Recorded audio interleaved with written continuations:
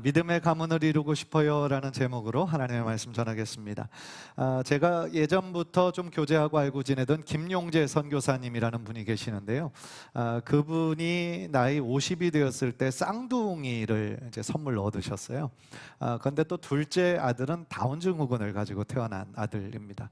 그래서 아무래도 너무나 늦은 나이에 이제 쌍둥이 아들을 얻다 보니까 이 아들이 자라면서 아버지를 가장 필요로 할 때, 아빠를 가장 필요로 할 때 자기가 없으면 어떡하나라는 이제 걱정이 든 거죠.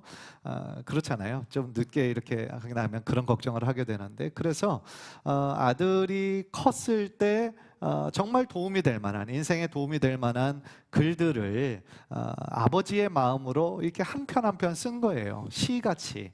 그래서 그것이 100편이 넘게 돼서 그것을 책으로 묶어서 냈어요. 그래서 그 책의 제목이 아들아라는 책입니다. 그래서 제가 작년에 우리 목자들한테는 선물로 그 책을 드렸었는데요. 아들을 향한 아버지의 마음이에요. 아들을 향한 아버지의 마음이 그 시에 다 들어가 있습니다. 그래서 그 시의 내용을 보면 만남에 대해서, 혹은 행복에 대해서, 결혼에 대해서, 혹은 신앙생활에 대해서 여러 가지 주제를 다룬 것을 보았습니다. 그 중에 하나만 좀 소개하고 싶은데요. 글은 되게 짧아요. 가슴에 사랑만 담으렴, 소망만 허락하렴, 용기로 채우렴. 왜냐하면 가슴에 담은 대로 세상이 보인단다. 한 편이 이렇게 끝이 납니다. 생각해보면 정말 맞는 얘기죠. 우리의 가슴에 무엇이 담겨 있느냐에 따라 세상이 보이잖아요. 그렇게 세상이 해석이 되잖아요. 마치 안경처럼 우리가 어떤 안경을 쓰느냐에 따라 세상이 달라 보이는 것처럼 자녀들의 마음에, 아들의 마음에 사랑과 소망과 용기로 채워지기를 원하는 그 선교사님의 마음이 느껴지더라고요. 사랑이 아니라 증오라면, 소망이 아니라 절망이라면, 용기가 아니라 무기력함이라면 그의 삶이 얼마나 힘들겠어요. 얼마나 안타깝겠어요. 마찬가지로요, 오늘 본문에는 한 아버지인 다윗이 자신의 사랑하는 아들 솔로몬을 향한 부탁과 간구가 들어있어요. 사실은 오늘 본문에서는 이것이 다윗의 유언이다라는 말은 없는데, 평형 본문, 이거와 비슷한 내용을 담고 있는 다른 구절을 보면 이것이 다윗이 자신의 생애 때가 거의 다 다한 줄을 알고 유언으로 남긴 말이에요. 사실은 평상시에 전하는 말보다 마지막으로 남기는 이 유언은 훨씬 더 무게감이 있죠. 훨씬 더 엄숙하게 우리에게 다가옵니다. 왜냐하면 다른 때에 그냥 말씀은 그거대로 안 지키고 그냥 불순종하는 자녀들이 많이 있잖아요. 그런데 만약에 유언으로 남기시는 거다, 그러면은 다르잖아요. 그것만큼이라도 꼭 지켜야 되겠다라는 마음이 아마 대부분의 자녀들에게는 그들의 마음에 각인될 것이기 때문에 그렇습니다.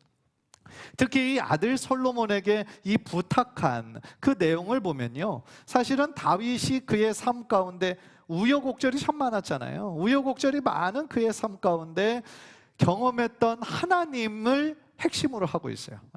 그래서 신앙의 모든 핵심이 이 유언의 내용에 다 들어가 있는 거죠. 그래서 솔로몬에게 자신이 이루지 못했던 성전을 지어줄 것과, 그리고 오직 믿음으로 살아가야 될 것을 말하고 있는 부분이 바로 오늘 본문인 것입니다. 따라서요, 이 다윗이 자신의 아들 솔로몬에게 주는 이 부탁이 사실 오늘 우리들 모든 부모들이 이 기도 제목을 붙잡고 우리의 자녀들을 위해 기도했으면 좋겠다라는 그 마음과 동일한 거예요. 따라서 오늘 말씀을 1차적으로는 우리를 향해 우리가 말씀하시는 하나님의 뜻으로 들으시고, 더 나아가 우리의 자녀들을 위해서 이렇게 기도해 줄 수 있는 데까지 나아가는 귀한 성도님들 모두 되시기를 주님의 이름으로 간절히 축복합니다. 첫 번째 보면요, 다윗은 이 솔로몬에게 지혜와 총명을 주시기를 기도했어요. 그 이유는 솔로몬이 자신을 이어서 이스라엘의 왕이 되어야 되기 때문이죠. 그래서 이스라엘을 잘 다스리기 위해 뭐가 제일 필요한가? 바로 지혜와 총명이 필요했기 때문이에요. 12절을 보세요. 12절, 여호와께서 내게 지혜와 총명을 주사 내게 이스라엘을 다스리게 하시고 내 하나님 여호와의 율법을 지키게 하시기를 더욱 원하노라 그랬어요. 이스라엘을 다스릴 때에 무엇이 가장 필요합니까? 지혜와 총명인데, 더 중요한 사실은 지혜와 총명을 누가 주신다는 거예요? 하나님이 주신다는 거예요. 다윗의 이 중요한 신앙 고백이 있어요. 그래서 이 나라를 다스릴 때 가장 중요한 건 지혜인데 그거는 하나님께서 주셔야 된다라고 얘기를 하는 거죠. 그렇다면 어떻게 그 지혜를 얻을 수 있는가? 그 뒷부분에 나오는 것처럼 하나님 여호와의 율법을 지키게 하시기를, 여호와의 율법을 지키기를 내가 더욱 원한다라는 거예요. 왜냐하면 지혜와 총명을 주시는 분은 하나님이시기 때문에 하나님의 말씀 안에 뭐가 있어요? 하나님의 지혜가 그 말씀 속에 담겨 있다라는 거예요. 솔로몬이 왕위에 오를 때가 정확한 나이는 나오지 않아요. 그런데 20세 전후일 것으로 학자들은 예상하고 있어요. 20세 전후로 어떻게 보면 다윗의 때에 이 이스라엘 왕국이 가장 번성했거든요. 가장 나라의 영토도 컸고요, 국방력도 가장 셌던 때예요.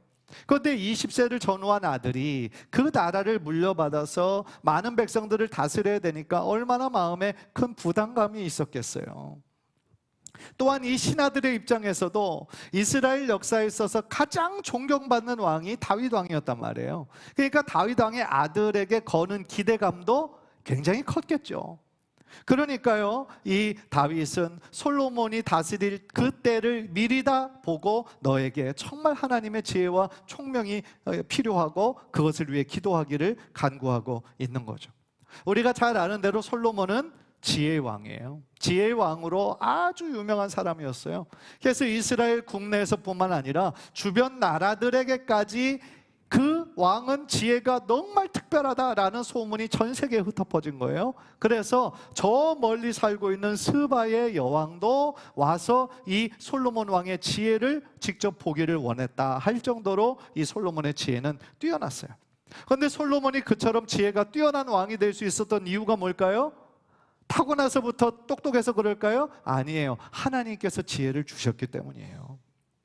그래서 그 이야기가 역대하 1장에 나오고 우리들도 사실은 다 알아요. 그래서 솔로몬이 왕이 된 이후에 1천번제를 먼저 하나님께 드렸어요. 그러니까 하나님께서 나타나셔서 그 마음을 기뻐하시고 네가 내게 무엇을 하여 하기를 원하느냐. 하나님이 물으셨을 때 솔로몬이 다른 여러 가지 옵션이 있었죠. 부귀를 구할 수도 있었고 명예를 구할 수도 있었고 어떻게 보면 그 다른 나라에 비해서 더 강대한 나라가 되기를 원하는 마음도 있었을 것이고 또 안 아프고 영원히 살도록 그렇게 무병장수를 원할 수도 있었을 거예요. 그런데 우리가 다 아는 것처럼 솔로몬은 무엇을 구했습니까?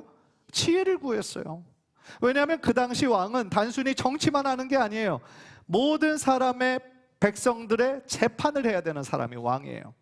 그러니까 얼마나 많은 사람들이 억울한 일도 많이 당하고 어려운 일 많이 당합니까? 그래서 무엇이 올바르고 그른지를 정해줄 수 있는 사람이 바로 왕이었죠. 그래서 연소한 자기가 그 일을 감당할 자신이 없었기 때문에 하나님께 지혜를 달라고 기도했고 하나님은 그 솔로몬의 기도를 들으시고 굉장히 마음에 기뻐하셨어요. 그래서 그 내용을 보면은요, 열왕기상 3장 10절을 보면 솔로몬이 이것을 구하매 그 말씀이 주의 마음에 든지라 그랬어요. 그러니까 솔로몬이 지혜를 구한 그 기도를 하나님께서 흡족히 여기셨어요. 기뻐하셨다라는 얘기죠. 그래서 솔로몬이 구하지 아니한 것까지도 하나님이 다 주셨어요.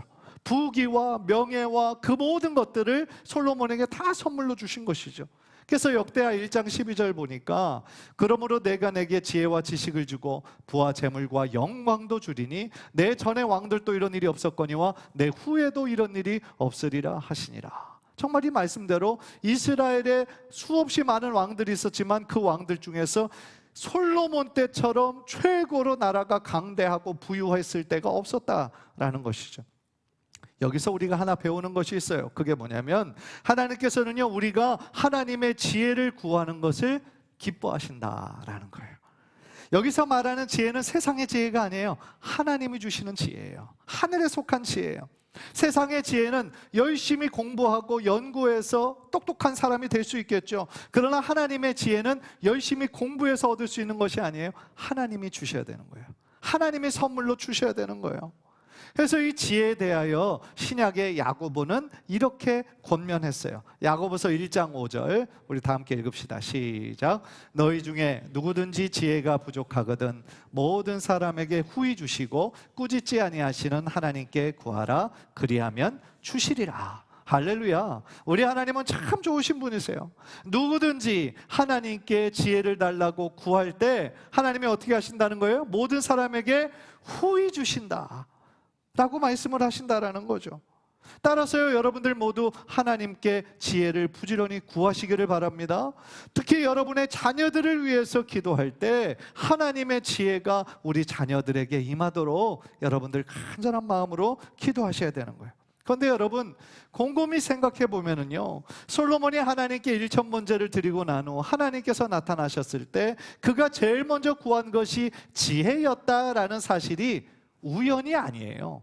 그게 우연이 아닙니다. 왜냐하면요, 우리가 방금 전에 읽었던 것처럼 다윗이 지금 자신의 유언처럼 솔로몬에게 무엇을 주시기를 간구했습니까?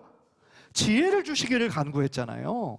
그러니까 솔로몬이 그 유언으로 들었던 내용을 기억했을 것이라는 얘기고, 또한 하나님께서는 이 솔로몬의 기도뿐 아니라 누구의 기도를 기억하셨던 거예요? 다윗의 기도를 기억하셨다라는 얘기죠. 그래서 이 다윗과 솔로몬의 그 기도에 하나님께서 응답해 주신 거예요. 그래서 이거는 절대로 우연이 아니다라는 거예요. 사랑하는 성도 여러분, 다윗이 자신의 사랑하는 아들을 향한 솔로몬의 기도가 이 솔로몬의 때에 그대로 이루어진 것처럼 우리 사랑하는 성도님들의 그 기도도 하나도 이 땅에 떨어지지 않고 하나님의 보좌에 상달되어 하나님의 때에 응답받게 되시기를 주님의 이름으로 간절히 축복합니다. 무엇보다도 우리 사랑하는 자녀들에게 하나님을 경외하는 법을 가르쳐야 되는 거예요. 하나님을 사랑하고 하나님의 뜻 가운데 살아가야 되는 법을 입으로 가르칠 뿐만 아니라 우리들의 삶으로 가르쳐줘야 되는 거예요. 그래서 우리 동안에 속한 모든 자녀들에게 하늘의 지혜와 하나님의 총명이 충만한 귀한 믿음의 자녀들 모두 되기를 주님의 이름으로 간절히 축복합니다. 두 번째로 다윗은요, 솔로몬에게 무엇을 부탁을 했냐면 강하고 담대하라 이렇게 부탁을 합니다. 13절을 보세요. 13절을 보면 그때 내가 만일 여호와께서 모세를 통하여 이스라엘에게 명령하신 모든 규례와 법들을 삼가 행하면 형통하리니 강하고 담대하여 두려워하지 말고 놀라지 말지어다. 강하고 담대하여 이 부분을 말하기 전에 바로 직전에 형통의 원리에 대해서 설명하고 있어요. 이 형통의 원리, 형통은 어떻게 온다라는 겁니까? 하나님께서 모세를 통하여 이스라엘에게 명령하신 모든 규례와 법들을 어떻게 하면? 삼가 행하면. 그러니까 하나님께서 이미 주신 하나님의 말씀을 지켜 행하면 하나님께서 무엇을 주신다는 거예요? 형통함의 축복을 주신다라는 거예요. 사실 이 형통함의 약속은 이미 여호수아 1장 8절로 우리들에게 잘 알려져 있죠. 여호수아서 1장 8절 우리 다 함께 읽읍시다. 시작. 이 율법책을 내 입에서 떠나지 말게 하며 주야로 그것을 묵상하여 그 안에 기록된 대로 다 지켜 행하라. 그리하면 내 길이 평탄하게 될 것이라. 내가 형통하리라. 아멘. 즉 형통한 인생이 되기 위해서 어떻게 되는 거예요? 우리의 삶의 기준이 내가 생각하는 성공의 기준이 아니라 세상의 기준이 아니라 하나님의 말씀에 우리의 삶의 기준을 두고 살아야 된다라는 것이죠. 그 말씀을 묵상하고 그 말씀대로 지켜 행할 때에 우리의 인생이 평탄하게 될 것이라고, 형통하게 될 것이라고 하나님께서 약속해 주신다라는 거예요. 사랑하는 성도 여러분, 여러분에게 묻고 싶습니다. 여러분의 삶의 기준은 무엇입니까? 무엇을 목표로 여러분들 살아가고 계십니까? 오늘 말씀처럼 오직 하나님의 말씀을 여러분의 삶의 기준으로 삼고 순종해서 형통한 삶을 사시게 되기를 주님의 이름으로 간절히 축복합니다. 그리고 다윗은요, 이어서 솔로몬에게 뭐라고 얘기합니까? 강하고 담대할 것을 부탁하는 거예요. 말씀을 다시 보면 강하고 담대하여 두려워 말며 놀라지 말지어다. 비슷비슷한 얘기예요. 그런데 다윗은요, 왜 방금 직전에 제가 첫 번째로 말씀드렸던 것처럼 지혜와 총명을 구할 것을 말하면서 또 동시에 강하고 담대할 것을, 그렇게 용기 있게 행할 것을 왜 부탁했을까요? 오늘 본문에는 정확하게 나와 있지 않지만요, 이 평행 본문인 열왕기상을 보면 솔로몬이 왕으로 등극하기까지 그 과정이 쉽지가 않았어요. 순탄하지가 않았어요. 왜냐하면 이 다윗의 죽고 난 이후에 왕의 1순위가 솔로몬이 아니었어요.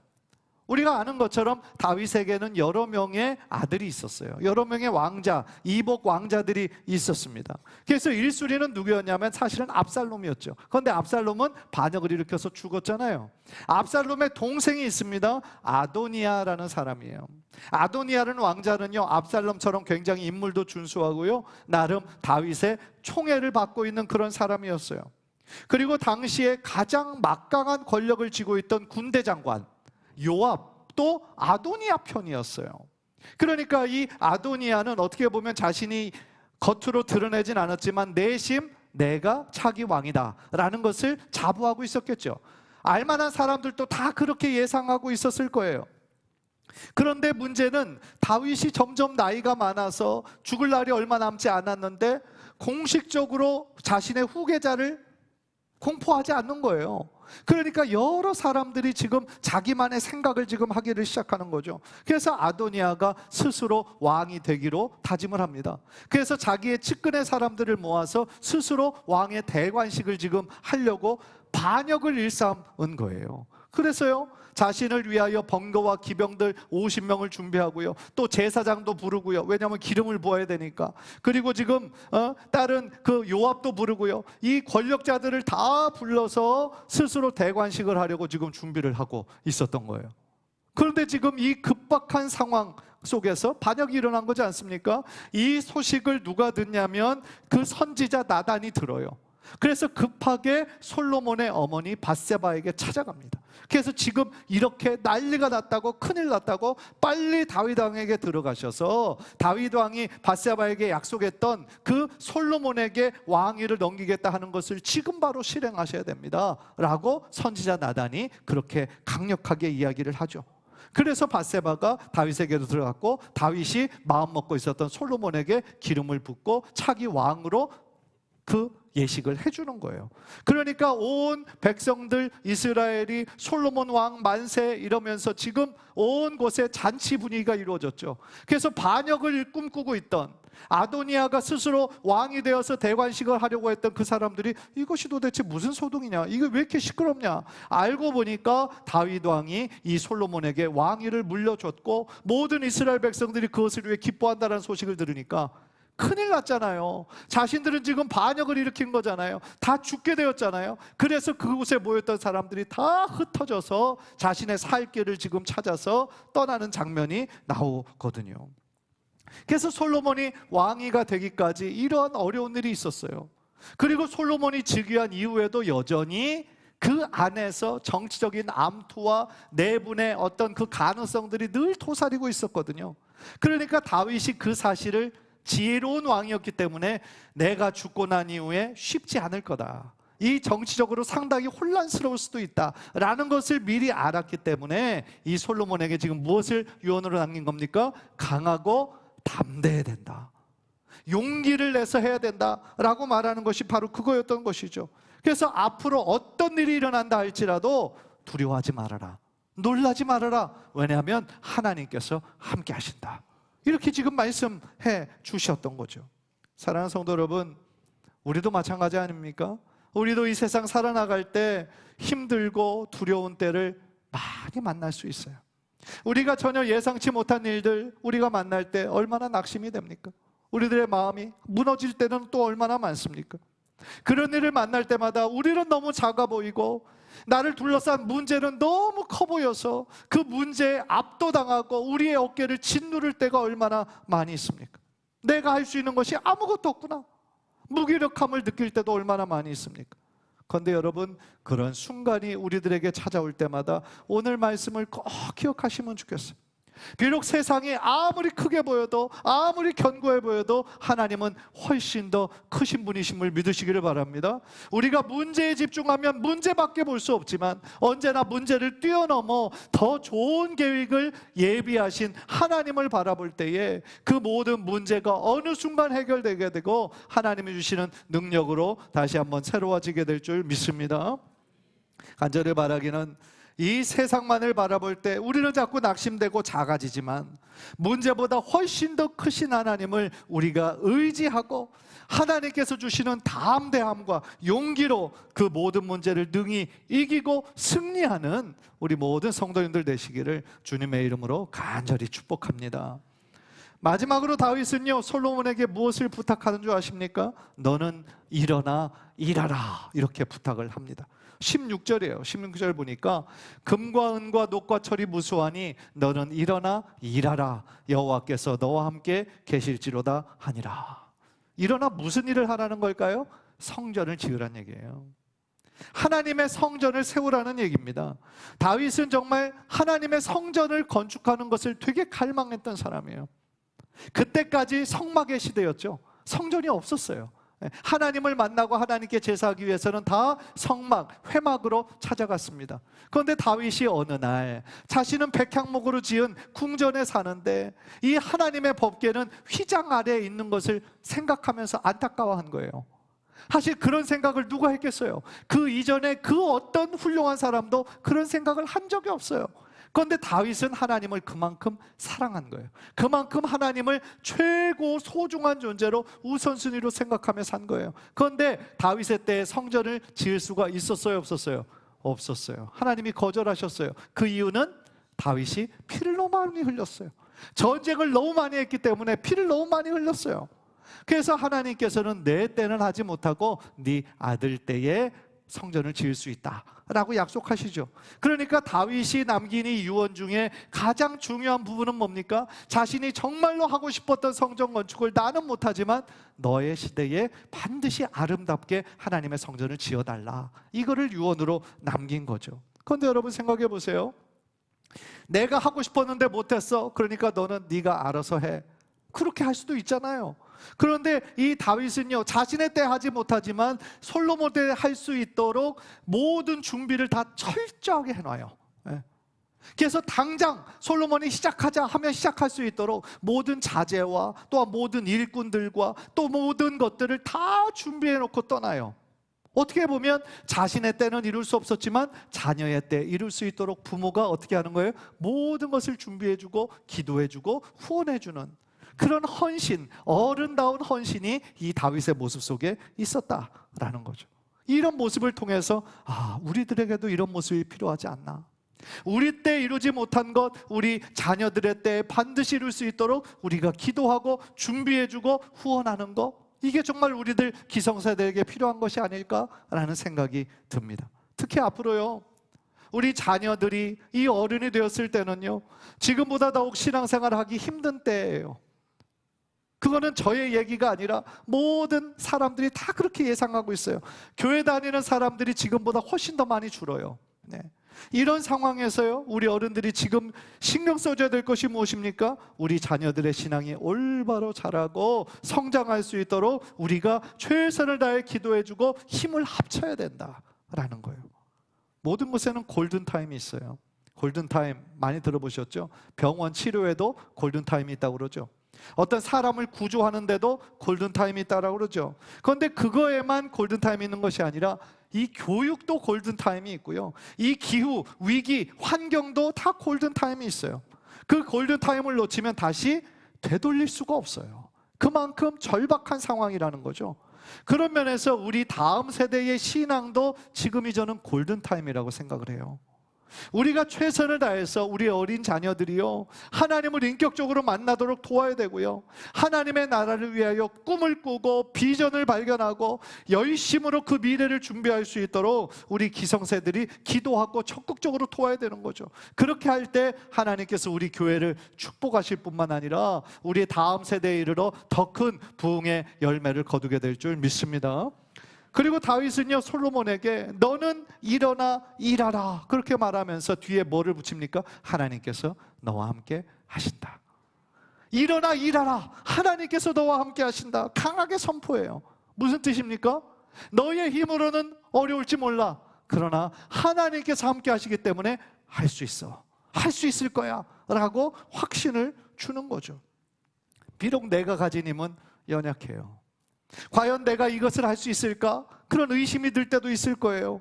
자포자기하는 마음이 들 수도 있을 거예요. 아유, 안 돼. 지난번에도 해봤는데 안 될 거야. 시도해 볼 필요도 없어.